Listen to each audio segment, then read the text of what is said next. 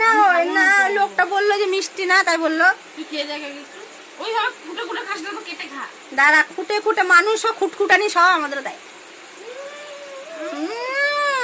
বিকেটে লোকে ভাবে ল্যালটা যাবে, জন্য খাইনি। কমেন্ট করে না গো, আমরা ল্যালঠান আমরা খাই।